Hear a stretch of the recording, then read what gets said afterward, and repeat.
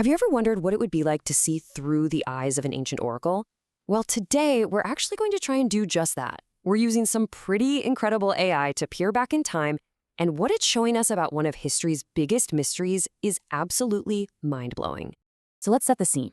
For more than 1,000 years, the Oracle of Delphi, she was probably the most powerful woman on the planet. I mean, you had kings, you had conquerors, all hanging on every single word she said. But the big question has always been, how? How did she actually do it? What was going on in that cave that let her see the future? And this is where it gets really interesting. Researchers have started calling this the world's forgotten spiritual technology. And that phrase is so powerful, right? It suggests that what happened in that cave, it wasn't just some random magic or, madness. It was a process, something physical, something repeatable, something we can actually figure out and reconstruct today. Okay, so first things first, let's get into the legend itself. We're talking about the Oracle, a priestess they called the Pythia. The story goes she'd enter this deep trance and deliver these world-changing prophecies. I mean, this whole experience, this was the source of all her power, all her mystique. For centuries, people have basically had two explanations, and they're polar opposites. On one hand, you have the believers who say she was literally channeling the god Apollo, getting messages straight from the divine. And on the other hand, you have the skeptics who just say, nah, she was hallucinating. Maybe from fasting or some weird ritual, or maybe she just had a great imagination. But what if it wasn't either of those? And this is where things take a sharp turn into science.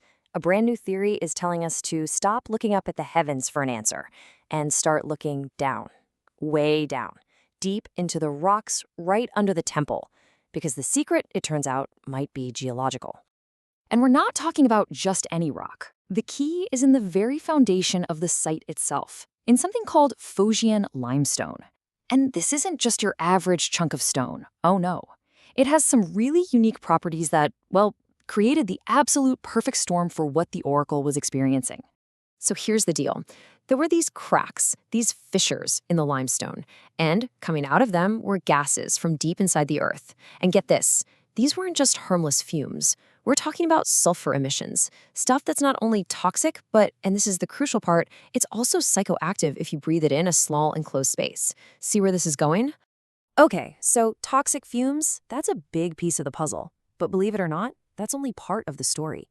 And this is where it goes from interesting to absolutely spectacular. Because the geology of that cave, it interacted with a very specific, unique kind of biology.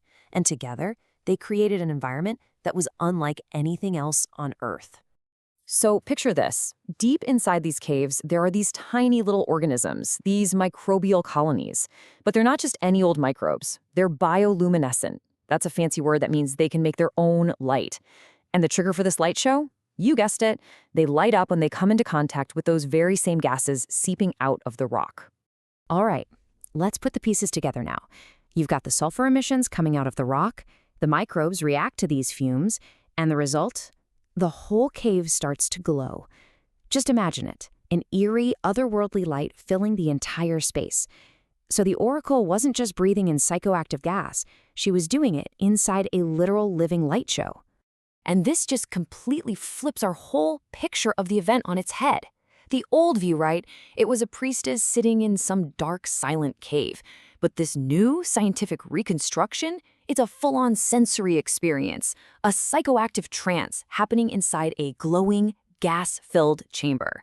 The cave wasn't just a backdrop, it was an active part of the whole ritual. So all this data is amazing, right? The geology, the biology, it's all fascinating stuff. But it still leaves one big question. How can we see what the Oracle saw? Well, this is where modern AI comes in and lets us do something that's never been done before. We can actually visualize an ancient neurological experience. Yeah, you heard that right. The goal is to literally map a hallucination. We take all that data, the gases, the glowing microbes, what we know about how the brain reacts, and we feed it all into an AI. The idea is to get past just guessing and to actually simulate the visual experience.